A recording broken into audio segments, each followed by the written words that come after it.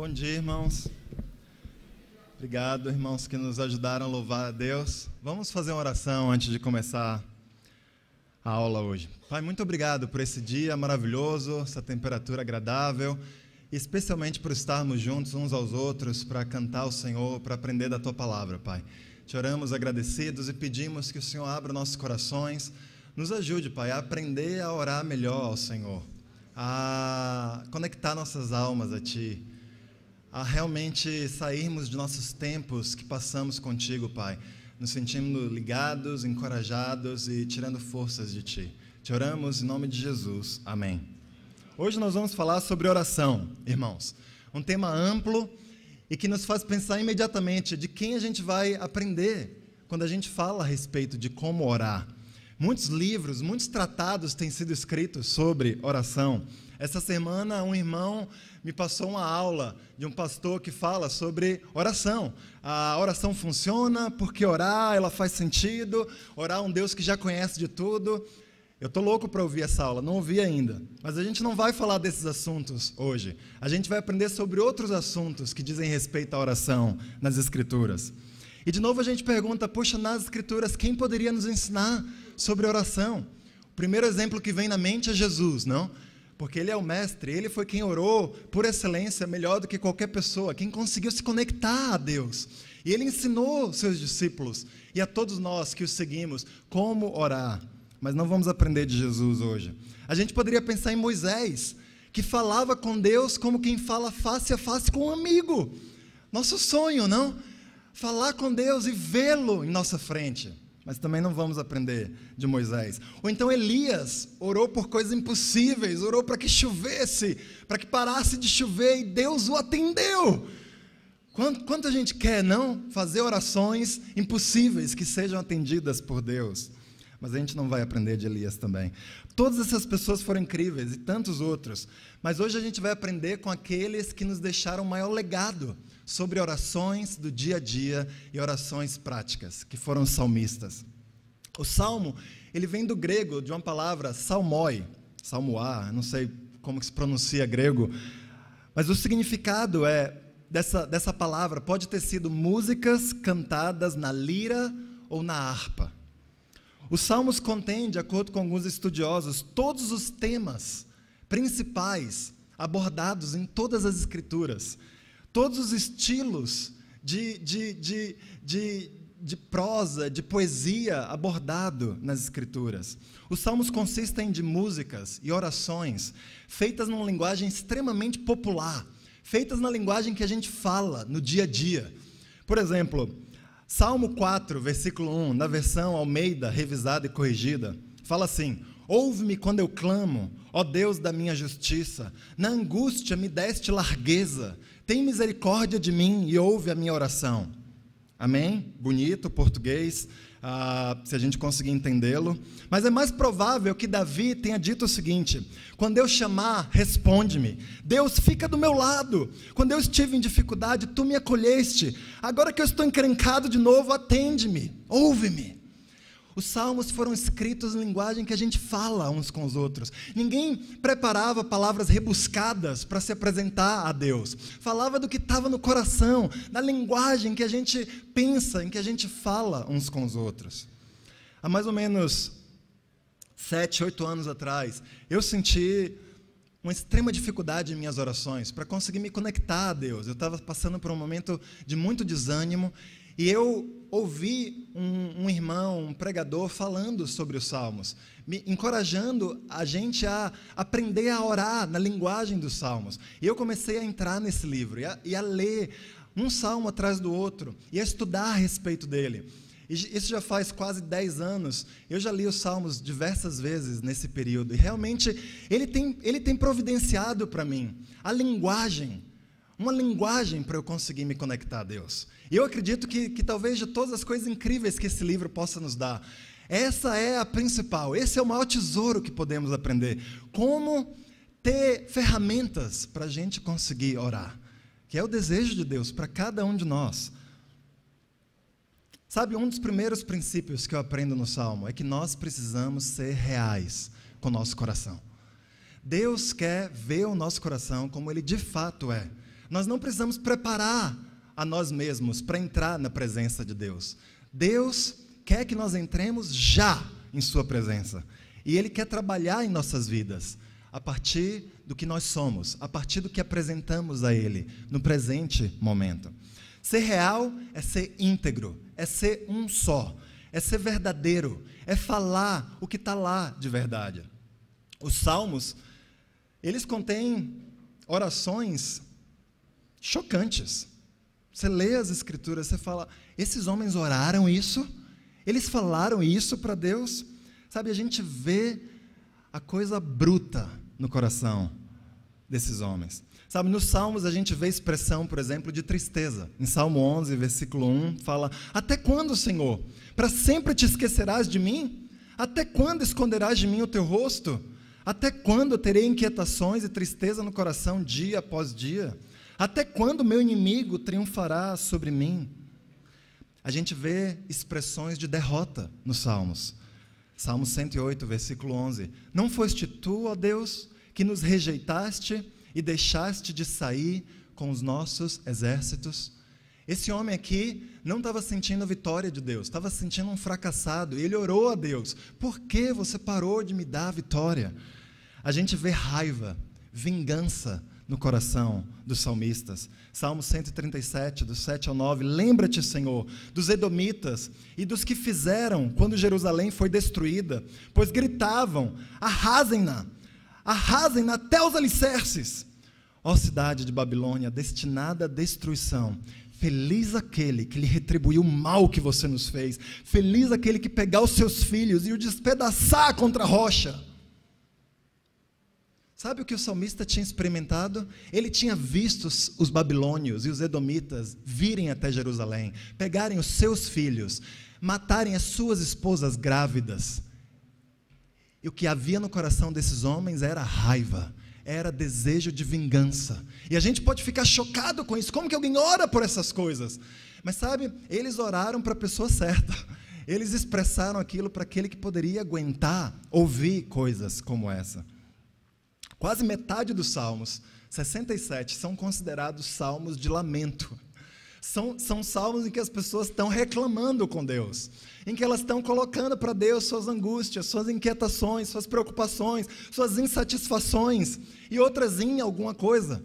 As pessoas estão sendo reais com seus corações. E Deus quer que nós sejamos reais. Deus aprecia quando a gente vai até Ele com o que de fato está lá dentro. Ele não se decepciona conosco. Ele não se assusta com nossas orações. Ele não quer que fujamos da realidade. Romanos 4, versículo 18, diz o seguinte, Abraão, contra toda esperança, em esperança creu, tornando-se assim pai de muitas nações, como foi dito a seu respeito, assim será a sua descendência. Sem se enfraquecer na fé, ele reconheceu que o seu corpo já estava sem vitalidade, pois já contava cerca de 100 anos de idade, e que também o ventre de Sara já estava sem vigor. Sabe, Abraão encarou a realidade. Qual era a realidade? Ele era um homem velho, de 100 anos de idade, e sua esposa estava bem próxima dele, e já tinham passado há muito da idade de ter filho. Ele não teve uma atitude tipo Poliana, La La Land, falou assim, não, eu estou aqui super jovem, vai dar certo, meu corpo está perfeito para ter filho. Falou, não, eu sou velho, já passei da idade. Um otimismo barato não é fé. Fé vem de nós encararmos a situação, mesmo que ela seja feia, e mesmo assim, não perder a esperança. Mesmo assim, não deixar de acreditar que Deus pode contra toda a esperança. Encarar a realidade, no entanto, produz sofrimento. Por isso que a gente tende a não ver o que é real. Dos nossos corações, do coração dos outros, da situação ao nosso redor. Quando a gente encara a realidade, isso faz a gente sofrer. Porque exige trabalho, exige esforço de acreditar que algo pode mudar. E exige ações da nossa parte para que a gente busque a Deus e veja as coisas melhorando. Mas sabe, não encarar a realidade rouba a glória de Deus. Porque quando a gente encara a realidade, vê que a situação é difícil, vê que o nosso coração está mal, e aí Deus muda, é óbvio que é Deus. É óbvio que foi um milagre, que veio do céu. E quando a gente não faz, não passa por esse processo, a gente tira a glória que pertence a Deus. Sabe, você pode chocar outras pessoas se você for real em suas orações, mas você nunca pode chocar a Deus. Você pode expressar a sua tristeza para Deus. Você deve expressar a sua angústia para Deus. Você pode expressar a Deus a raiva que você sente de Deus e de outras pessoas também. Você pode expressar desejo de vingança de outras pessoas a Deus. E Deus vai trabalhar no seu coração. Deus vai ajudá-lo a ir a um lugar melhor onde você está nesse momento. Ser real com Deus, com o nosso coração, é o primeiro passo para nós mudarmos de fato o nosso coração. Sabe como a gente vê isso? Aqui em Salmo 58, Davi orou o seguinte. Esse foi um dos salmos em que Davi expressou o seu coração, provavelmente expressou seu coração a respeito de Saul. Vamos lê-lo. Conspiram, ficam à espreita, eles vigiam os meus passos, na esperança de tirar a minha vida. Tu deixarás escapar essa gente tão perversa, Deus? Na tua ira, ó Deus, derruba as nações, registra tu mesmo o meu lamento, recolhe as minhas lágrimas em teu odre. Acaso não estão anotadas em teu livro? Os meus inimigos retrocederão quando eu clamar por socorro. Com isso saberei que Deus está a meu favor. Bem, não é essa a escritura. Perdão. Deixa eu ver se eu acho aqui. Salmo 58. Vamos abrir nossas Bíblias.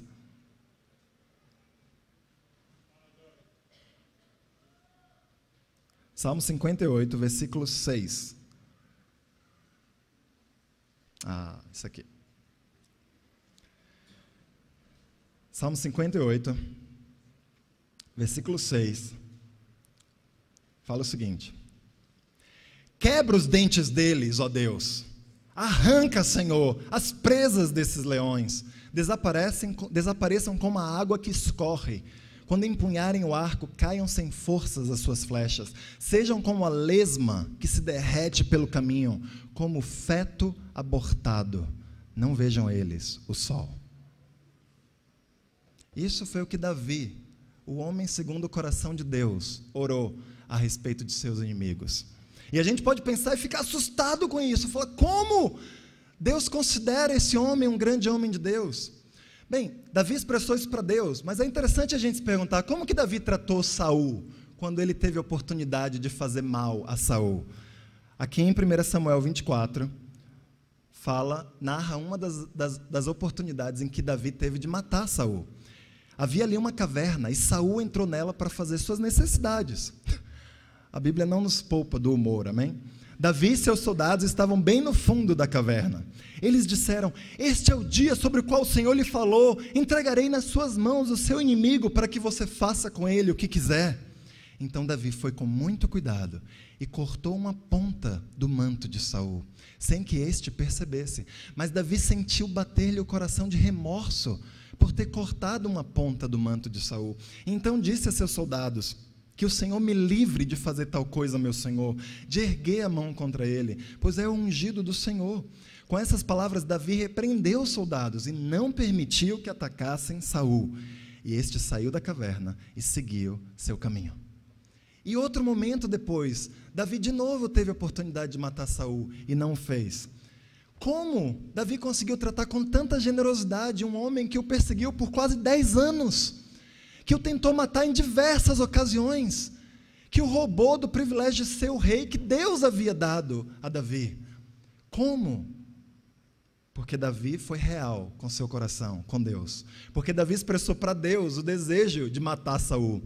E aí lidou com seu coração, de tal forma que quando esteve na frente de Saul, ele não só não matou, mas impediu que outras pessoas que queriam fazê-lo, o fizessem. Esse é o poder de sermos reais, de sermos verdadeiros e de irmos para a pessoa certa, para falar o que está lá em nossos corações. Eu me sinto levemente desanimado esses dias, talvez mais do que levemente desanimado.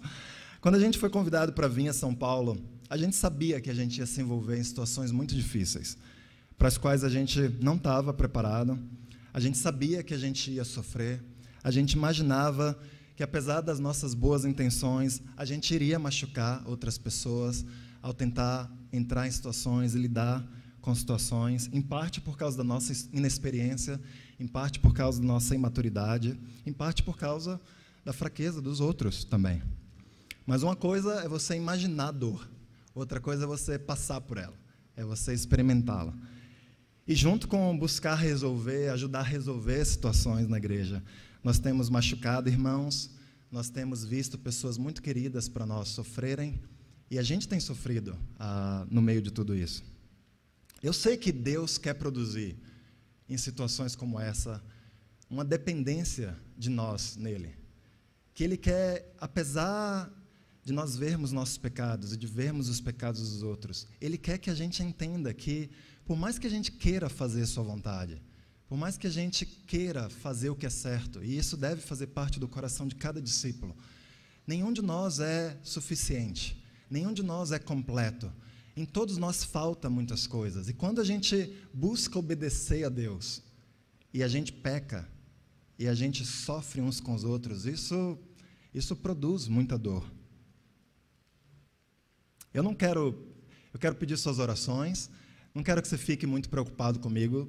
Se você orar por mim, isso é ótimo. Eu quero ilustrar isso como um exemplo de como nós precisamos ser reais com Deus.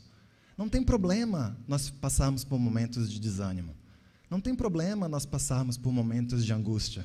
Isso não tira a nossa espiritualidade, ou isso não tira o quanto nós somos filhos de Deus, ou o quanto nós podemos ser úteis nas mãos de Deus. Mas nós precisamos ser reais com Deus, nós precisamos ser reais uns com os outros, sobre onde anda o nosso coração. Sabe, outro princípio que podemos aprender com os Salmos é que a gente precisa pensar naquilo que dá esperança. Se a gente só ficar no que é real, a gente vai viver deprimido. Porque a Bíblia fala que brota do nosso coração diariamente coisas ruins. A gente vê nossos pecados, como eu estou expressando aqui, e isso nos desanima, exige força para vencer a nossa própria fraqueza. E por isso, nos Salmos, a gente vê uma bela lição de como os salmistas eram reais, mas eles não paravam aí, eles iam adiante, eles faziam um esforço extraordinário para pensar naquilo que dá esperança. Em Lamentações 3:19, a Bíblia fala: lembro-me da minha aflição e do meu delírio, da minha amargura e do meu pesar. Lembro-me bem disso tudo, e a minha alma desfalece dentro de mim. Todavia, lembro-me também do que pode dar-me esperança.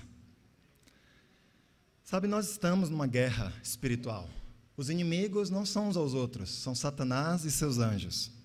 E os interesses dessa guerra são a alma das pessoas. Deus está lutando pela alma de cada ser humano, e do outro lado, Satanás está lutando pela alma. As intenções são diferentes. Deus quer algo para nossas almas, Ele quer restaurar a nossa alma. Satanás quer nossa alma para devorá-la. O lugar onde essa batalha acontece é em nossa mente.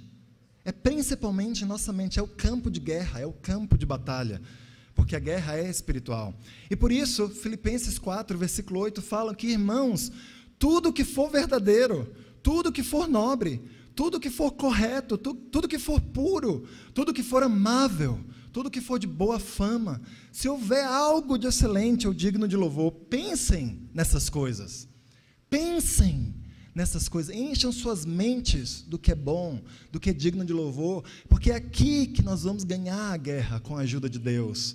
É o buscar encher nossa mente do que é correto, do que é digno de louvor, que vamos encontrar a esperança. Os salmistas, eles entenderam isso. Eles entenderam que eles precisavam encher o coração deles com coisas boas, com coisas corretas. Salmo versículo 1. Eu fiz quando eu estava preparando essa pregação, eu passei pelos 10 primeiros salmos. Em cada salmo, você encontra um exercício de buscar pensar naquilo que dá esperança. Na verdade, 2 salmos, os estudiosos acreditam que apenas 2 salmos não contêm uma expressão de algo animador. Só 2 salmos dos 150. Salmo 1, versículo 1 fala: como é feliz aquele que não segue o conselho dos ímpios, é como árvore plantada à beira de águas correntes, ele dá fruto no tempo certo, suas folhas não murcham, tudo o que ele faz prospera. Esse homem provavelmente estava ao lado de pessoas fazendo coisas erradas, e ele falou: eu não vou me juntar a essas pessoas, mesmo que eu sofra. E ele estava buscando encher a cabeça dele com as coisas certas.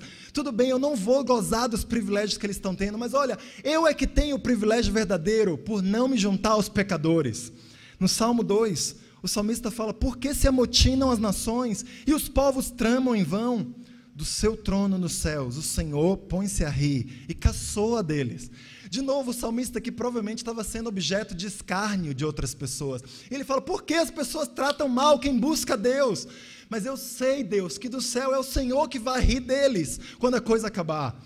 No Salmo 3, ele fala: eu me deito e durmo e torno a acordar, porque é o Senhor que me sustém.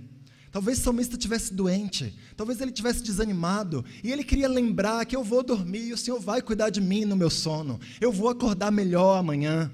Salmo 4, versículo 8, ele fala: em paz me deito e logo adormeço, pois só Tu, Senhor, me fazes viver em segurança. Salmo 5, versículo 12, pois Tu, Senhor, abençoas o justo, o Teu sangue, o Teu favor o protege como um escudo. Salmo 6, versículo 9, o Senhor ouviu a minha súplica, o Senhor aceitou a minha oração. Sabe o sentimento de que você orou e de você sair, Deus ouviu a minha oração.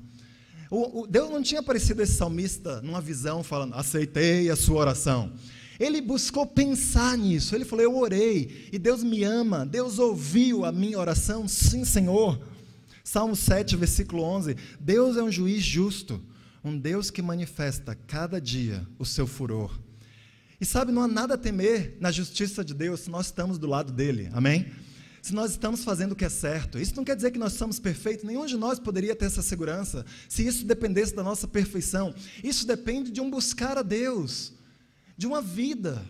Um dia não buscamos a Deus, não quer dizer que Deus vai mandar um zap e vai nos destruir. Sabe, há um dia seguinte para nós nos arrependermos, para nós o buscarmos. Deus é misericordioso conosco. No Salmo 8, versículo 4, que é o homem para que com ele te importes, e o filho do homem para que com ele te preocupes? Tu o fizeste um pouco menor do que os seres celestiais, e o coroaste de glória e de honra. Quando você ora a Deus, não há nada de mais relevante acontecendo nesse mundo, porque você é a maior das criações. Você é a cereja do bolo de Deus. E quando você ora, Deus para o resto, para prestar atenção ao que você está falando. Essa é a relevância que a Bíblia nos ensina sobre nosso relacionamento com Deus. Salmo 9, os que conhecem o Teu nome confiam em Ti, pois Tu, Senhor, jamais abandonam os que Te buscam. Salmo 10, Tu, Senhor, ouves a súplica dos necessitados, Tu os reanimas e atendes ao seu clamor, defendes o órfão e o oprimido. Sabe, irmãos, a gente está buscando lembrar daquilo que nos dá esperança. Nós estamos recitando a Bíblia quando a gente ora. A gente precisa afirmar para Deus o que Deus nos ensinou a afirmar para Ele. Nós precisamos lembrar para Deus, não porque Deus tem problemas de memória, porque nós temos problemas de memória. Nós precisamos repetir e nos lembrar daquilo que é verdadeiro. Essa é uma das razões principais pelas quais nós precisamos, sim, ler a Bíblia, frequentemente, por que não diariamente, para nós nos lembrarmos do que é verdadeiro, para nós nos lembrarmos daquilo que nos dá esperança. Um terceiro princípio que nós vemos nos Salmos é o princípio de sermos agradecidos.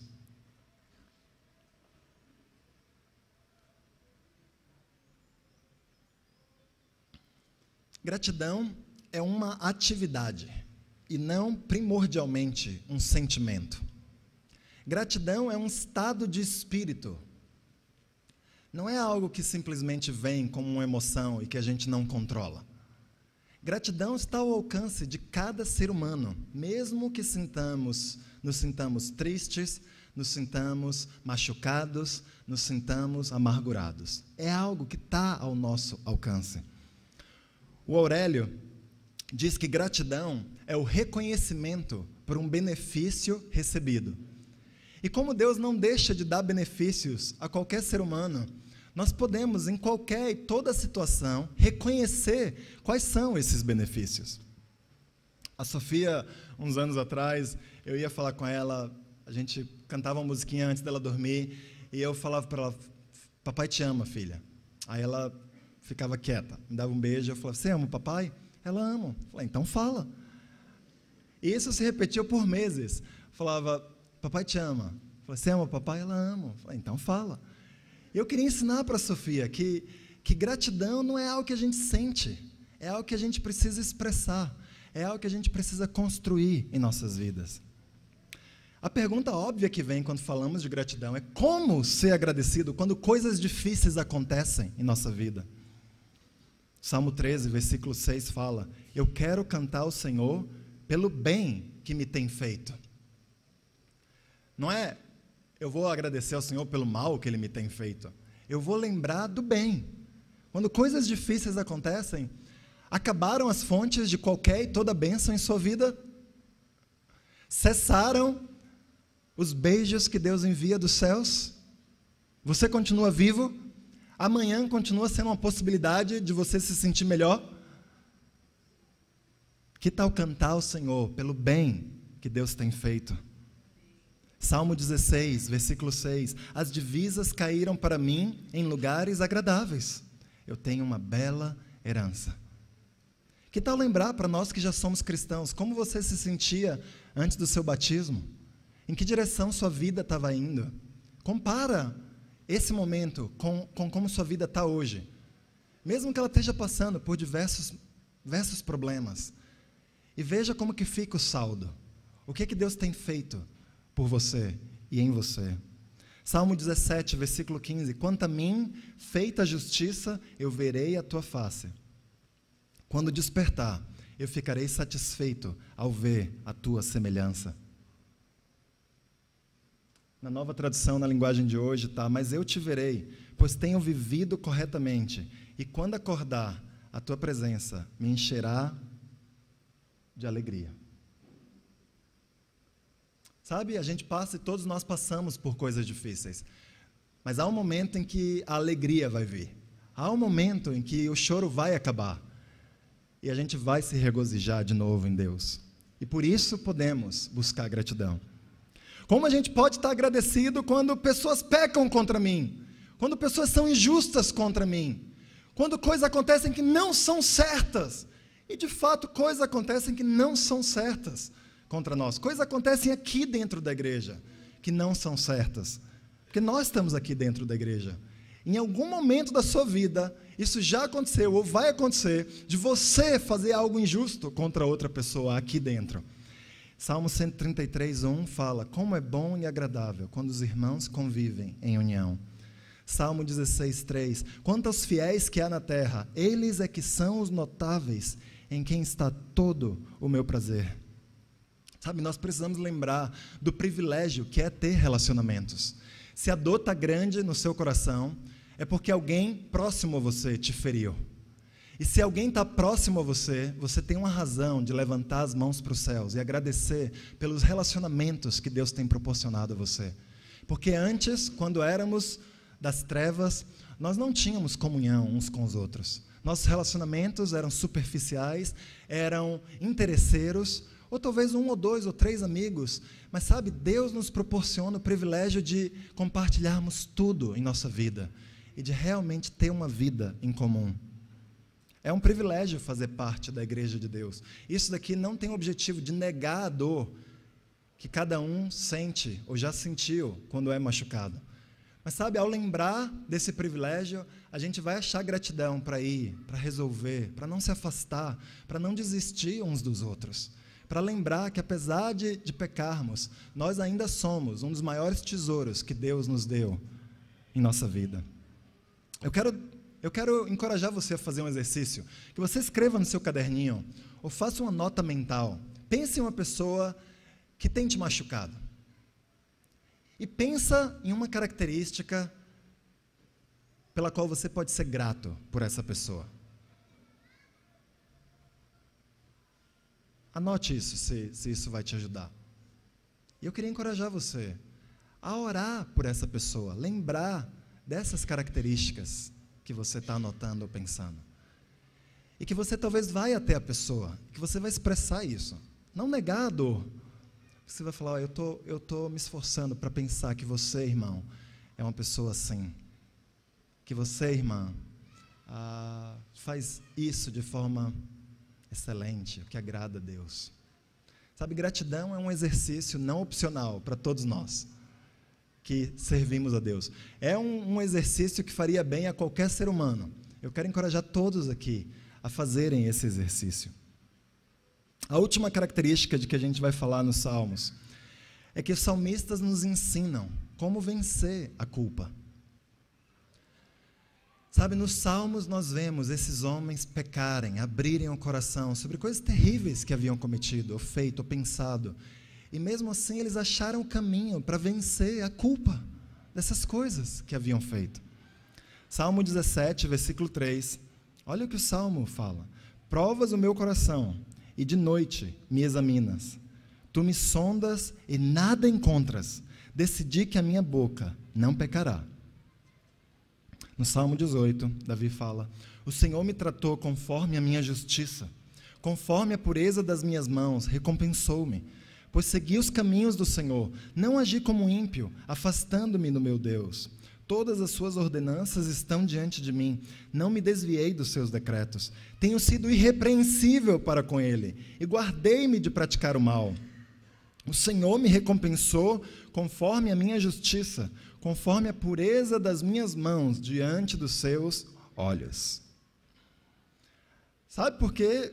Uma das razões, pelo menos eu acredito que esses 2 versículos estão aqui, porque Deus quer nos ensinar a orar de forma parecida.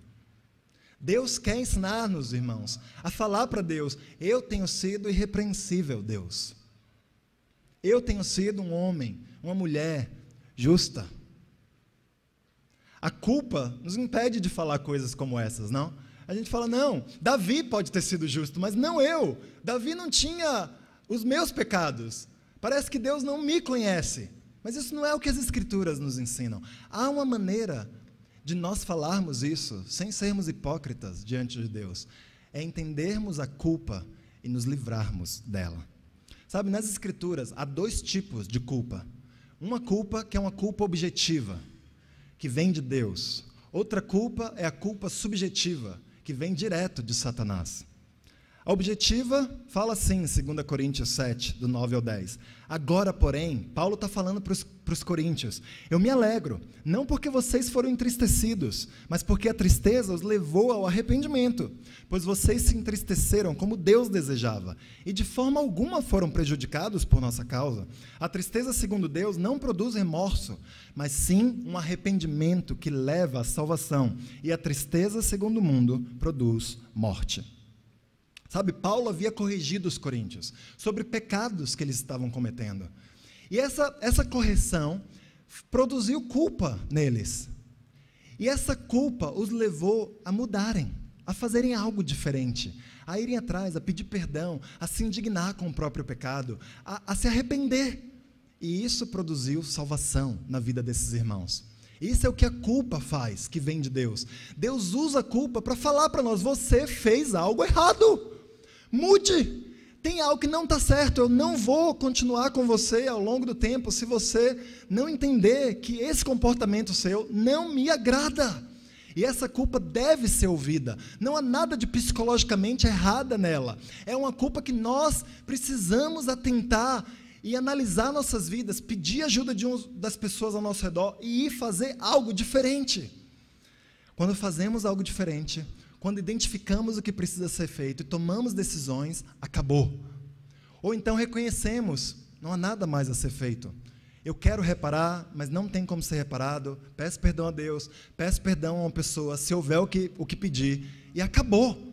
O que vem depois disso não vem de Deus. E é sobre esse tipo de culpa que vem depois, que Apocalipse 12, 10 fala. Então ouvi uma forte voz dos céus que dizia: agora veio a salvação, o poder e o reino do nosso Deus, e a autoridade do seu Cristo, pois foi lançado fora o acusador dos nossos irmãos, que os acusa diante do nosso Deus dia e noite. Esse tipo de culpa não é de Deus, não agrada e vai nos impedir de fazer a vontade de Deus, se nós ouvirmos a ela. Sabe, depois que você peca, irmão, que você toma uma decisão, que você pede perdão, acabou. Não tem mais que viver se chicoteando, ou toda vez que você vê a pessoa falar perdão de novo. Você pode até buscar demonstrar empatia para se ligar de novo, mas se a pessoa não te perdoa, em última instância, agora é uma questão que ela tem que lidar com Deus. Não é mais a nossa questão. Vamos nos esforçar para sermos empáticos uns com os outros e entender que algumas coisas que nós fazemos demora para outras pessoas vencerem, mas depois da gente se quebrantar e da gente fazer o que há para nós fazermos, conosco e com Deus, nós podemos viver alegres. Nós podemos viver confiantes, nós podemos viver certos de que somos aceitos por Deus. Sem dúvida, a gente precisa fazer algo com a culpa, não é? Vamos nos sentir bem com Deus, independente de como nossa vida esteja, amém? Deus quer que mudemos, mas há um limite para isso. Nós tomamos nossas decisões e Deus nos perdoa e nos envolve com sua graça. Me quebra o coração que alguns de nós vivemos culpado. A gente nem sabe direito pelo que a gente está culpado. A gente está culpado porque, eu acho que eu tinha que estar fazendo mais coisa. Possivelmente você deveria fazer mais coisa. E Deus é o maior interessado em te ajudar se você está fazendo pouca coisa. E vai chegar até você, não se preocupe. Se você pensa e fala, poxa, eu estou acordando todo dia, às 10 da manhã, não me encontro com ninguém, não faço nada. Se essa culpa leva a enxergar algo, eu poderia marcar, então eu vou marcar 2 encontros por semana. Eu não estudo a Bíblia com ninguém há meses. Puxa, eu vou evangelizar, eu vou procurar no convívio um amigo de alguém que tenha vindo, eu vou marcar um estudo. Ótimo!